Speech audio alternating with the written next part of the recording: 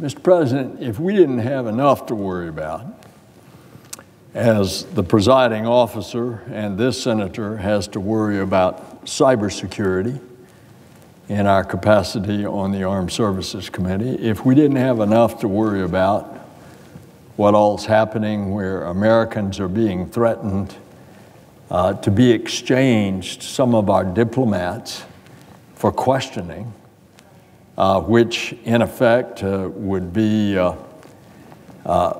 putting them outside of the United States and suddenly to be scooped up, kidnapped, to be put into the Russian criminal situation. If we didn't have enough to be worried about everything that the American people are facing every day, including a trade war that's starting to hurt the economies of hardworking American families. If we didn't have enough to worry about,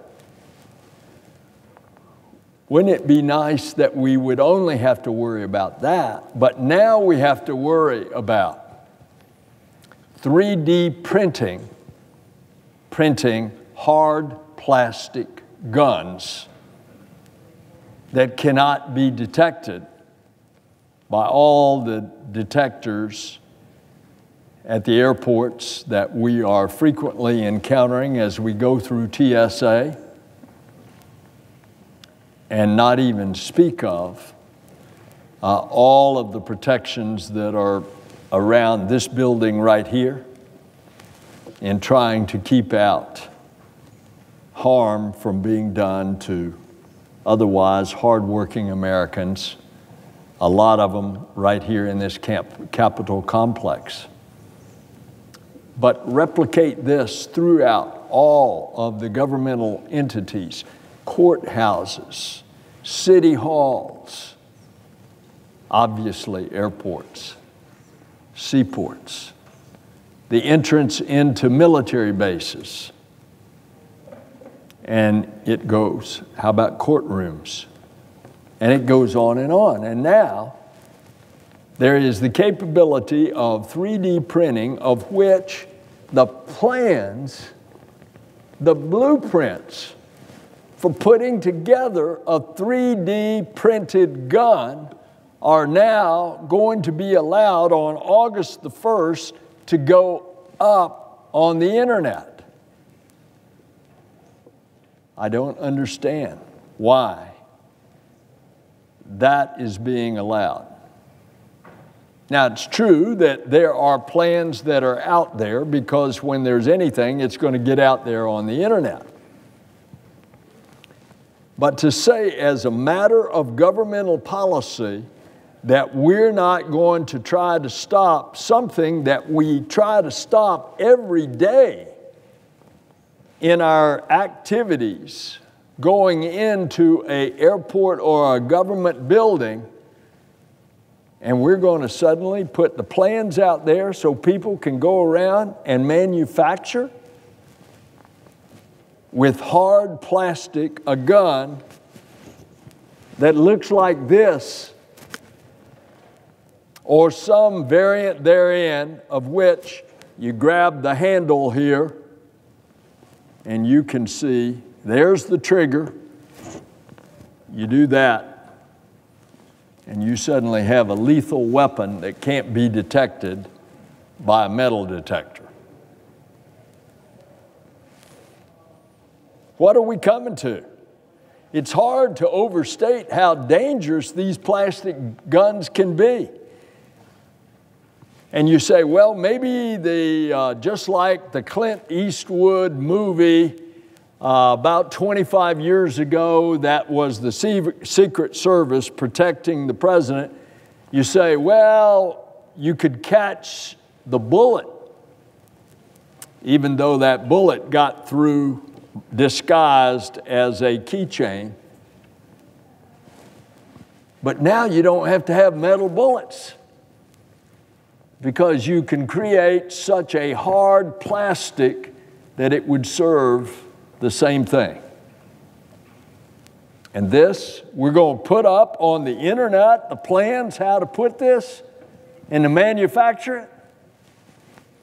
It goes without saying that the metal detectors can't detect plastic, which means that a person concealing a deadly weapon could sail through security screenings without setting any alerts off. So everything that we've invested in TSA, we have that as our jurisdiction, aviation, in the Commerce Committee that Senator Thune is our chairman. People could walk onto airplanes with deadly plastic guns. People could walk into schools. What have we been doing? Since all of these shootings in schools, we've been talking about hardening schools. It wouldn't do any good if people could walk into schools with deadly plastic guns. You wouldn't know about it. Somebody could come into this building. Somebody could be sitting right up there in that Senate gallery. You wouldn't be able to know about it.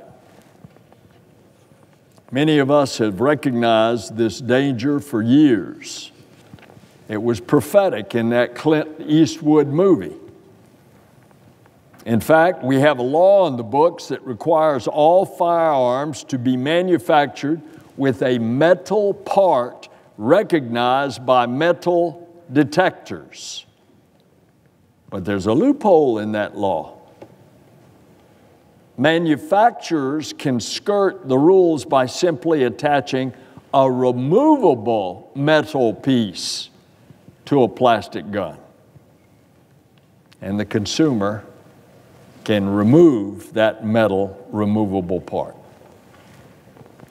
So this senator has filed a bill that would close that loophole by requiring at least one major component of the gun be made with enough metal to be detectable by a standard airport security screener.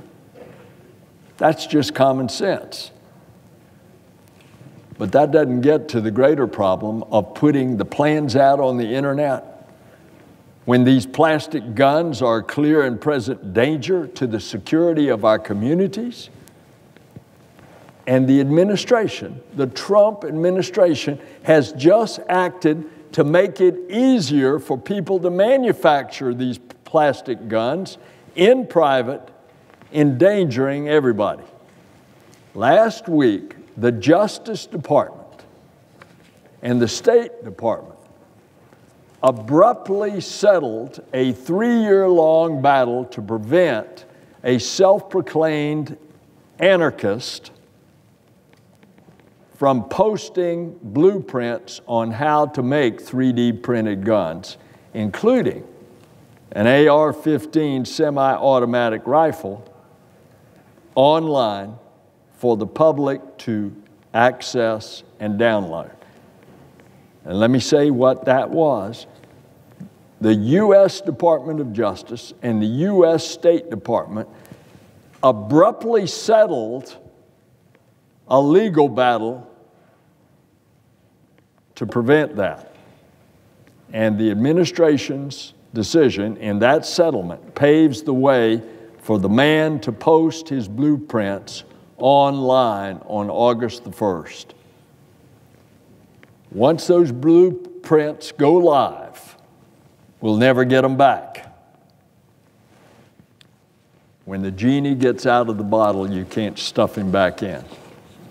And the administration's decision is just inexplicable, and it's dangerous. And that's why this senator, and I suspect some other senators, have written to the Department of Justice demanding answers from the AG as to why his lawyers capitulated after years of winning in the courts to the deranged demands of plastic gun designers hell-bent on fundamentally undermining American security. I can't say it any clearer or any blunter. And that's why I'm speaking out today. And that's why I'm speaking with the administrator of TSA tomorrow to urge him to consider how in the world is he going to catch these at the airports. And that's why I'm filing a bill as soon as possible to severely restrict the publication of detailed technical schematics for these deadly 3D printed firearms. We already impose strict restrictions on posting bomb instructions online.